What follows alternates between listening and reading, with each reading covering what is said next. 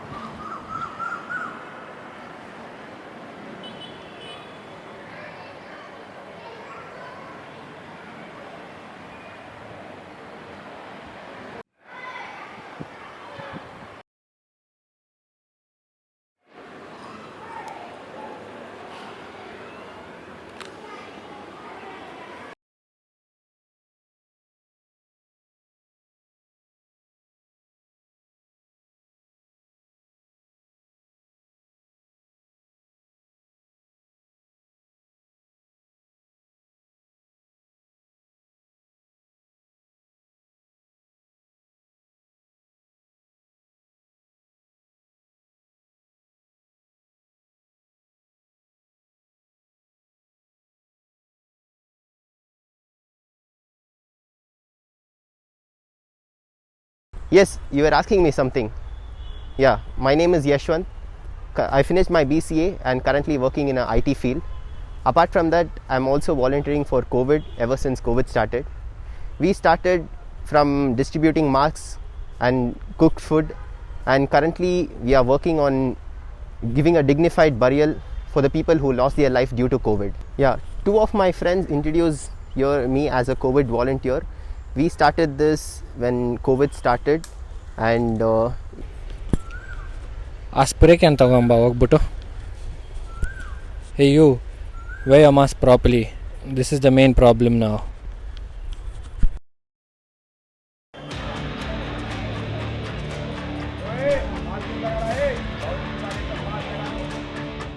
Mask क्यों नहीं पहने? क्यों मास्क हटा के दिखा रहे हैं? हाँ मास्क तो पहने हुए हैं। आप मास्क क्यों नहीं पहने? मन नहीं है पहनने का, इसीलिए नहीं पहन।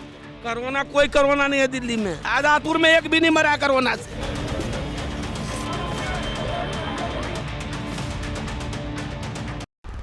To speak about the crisis during this second wave of COVID, I would also like to share my experience that I have done with the other relief that I was doing. So along with the packing and burial of bodies, me and my team, we were also involved with distribution of grocery kits to the needy families, food distribution, mask distribution. So with with all the distributions, one thing that we understood is, one, with the COVID, it was about the lack of beds, the resources, then all the necessary things that was required during the second wave. So that was a lot that hit the families very badly, the patients who were affected of COVID. So I feel more than the people who were affected by COVID, it was the people who lost their jobs, due to which they were unable to maintain their family.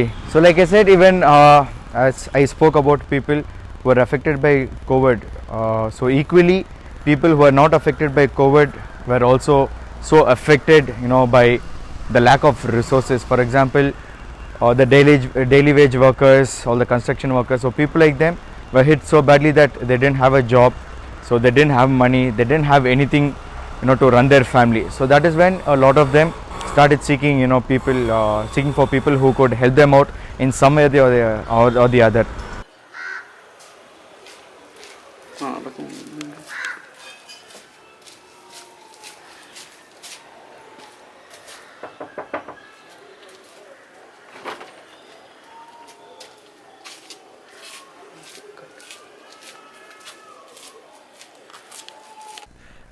We as a team of students, we've been working and volunteering in various different fields since COVID first wave started, and we've kept ourselves busy since the first lockdown. We started off with distributing cooked food, and we've almost distributed up to 29,000 packets of cooked food in the first wave alone. We've distributed to almost, you can say that almost everyone, from migrant workers in the city, migrant workers walking back to their states on the national highways, and to the marginalized society, people in the society. And as of now, we've been doing burials for COVID victims. We are trying our best to give them dignified burials, and since last year we've given out up to 29,000 packets of cooked food and almost 4,000 ration kits. And as of this year, we as a team, we've done more than 170 burials. I understand it's hard times, but it's so sad that people forget about humanity.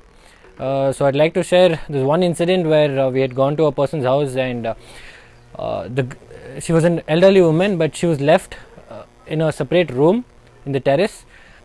So when we went there, the body already had a lot of discharge, and it was smelling because the elderly woman had already passed toilet in the place where she was sleeping. And when we asked her daughter might be around 40-50 years old, when we asked her if she wanted to come and see the body for one last time, she said no, it's fine, but she gave her mobile and she was like, you can take a picture and give it to us. And she was standing right there in the terrace, but she never wanted to come and see the body. In fact, the deceased lady was her own mother. And what we did is, okay, fine, we packed the body and we got the body out, and before we put it inside the coffin, we asked her again, do you want to see the body once more, or do you want to at least come accompany us to the graveyard? And she said, no, it's fine. Is it possible for you guys to set up a Google Meet or a Zoom Meet online? So this is where we realized people have lost humanity. And what happened next was we took the body to the graveyard, and by the help of a few volunteers, we arranged a priest, and we did our best to give the deceased a very dignified burial. And that's when I felt that the body, even though she had a family, no one came to the graveyard, and that's when I realized that we were the family for that particular person.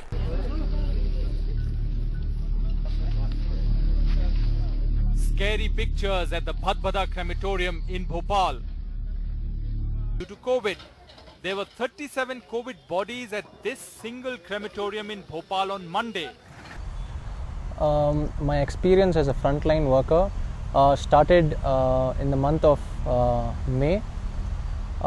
So during this COVID second phase, there was a lot of difficulties that I faced personally, as I was little afraid to come in contact with these COVID bodies.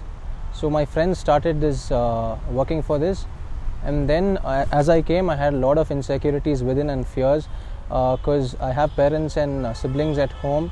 So I was concerned what would happen to them and all of this. Initially, when I started volunteering here, I started actually helping in food distribution. Then my parents weren't aware that I was helping out in these burial services.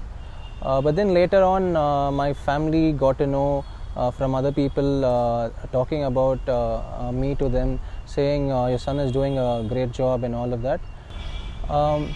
Seeing the work that we are doing, the good deed that we have been doing, many national medias came forward, and then they screened what we are doing in their respective news channels.